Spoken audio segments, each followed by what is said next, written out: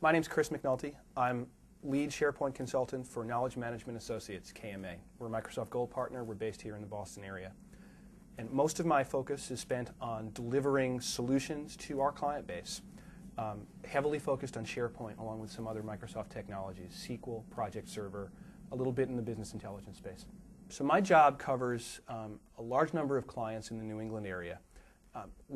Most of what we're helping them with is how to use SharePoint technologies most effectively. Those engagements can be large and small. So for one of our clients, we're piloting an early adoption of SharePoint 2010, the next version of the product. A lot of the heavy work there begins in January. It'll be a fairly long-term, busy engagement that's going to keep us busy for about 6 to 12 months. We have other clients whose needs are much simpler, who are trying to improve search or to deploy a workflow. My role in all of those areas is heavily focused on delivery. So to architect solutions, in many cases to deliver them and to help advocate for them. One of the nice things about what that's meant for me is it's opened up something I really enjoy, leveraging some of the soft skills that I've developed and giving me a chance to enhance them more, which is on the sales and marketing side. So I think that a project is most successful if you're engaged with it all the way from inception to completion. Sometimes in those initial discussions in sales and marketing, there are some statements made and expectations that are set that are foundational to success of the project later. What that's meant for me is increasingly I'm one of the people who comes in a pre-sales process to help envision what the solution may look like as we go down the road, and it's something I'm tremendously privileged to be able to have a hand in, and I like doing it. I went to undergraduate school. I went to Fairfield in Connecticut. I was a both pre-med and pre-law undergraduate, and I, like a lot of folks, got out of school, wasn't quite sure what I was going to do. Spent a year actually teaching music, but I really thought I was going to go to law school. My parents encouraged me to go work at a law firm before I jumped in with both feet. And that was actually some of the best advice I've ever gotten. 2 weeks into the job, the person who was in charge of application support for my group left. And I was heavily reliant on technology.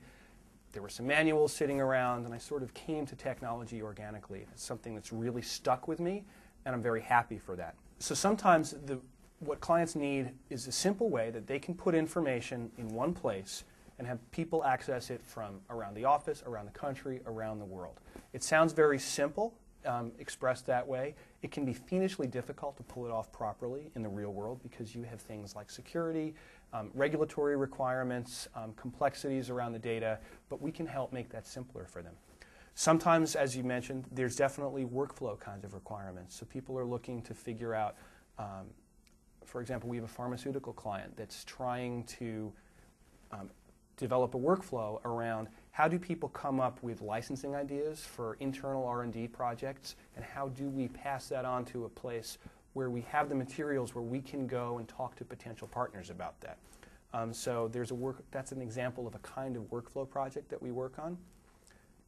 That's very theoretical. Sometimes also in the real world, it's very practical. You like to think that people come up with a solution and then the technology follows. But frequently, people have the technology already, and they just don't understand what it does. So one of the places where we can come in and help clients a lot is helping teach them. Here's what you already have. And especially in a large enterprise, it's a pretty good bet that SharePoint exists somewhere there, and people can take advantage of their access to that technology. They don't understand, in many cases, everything that the product can do. And so one of the places where I come in is to work with our clients to help them understand. You can now do a workflow. You can now take what had been a bunch of spreadsheets that were floating around in email and centralize them in a way that really helps. I love that because people get it the first time they see it. The skills that I've found at different points in my career are dictated a little bit by the surrounding technological ecosystem, if you will. So, in other words, what's hot currently? One of the things that is hot right now is SharePoint. SharePoint for the last 10 years is a technology I've spent a lot of time with, going back to some of the late betas of the 2001 product.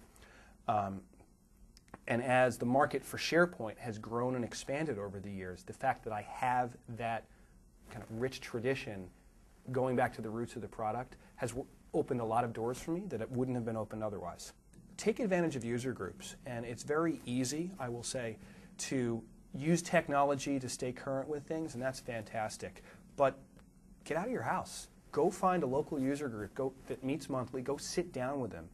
Listen. Talk to people. Introduce yourself. Find someone who you respect, who seems to have achieved a certain level of success. Ask them how they got to where they are.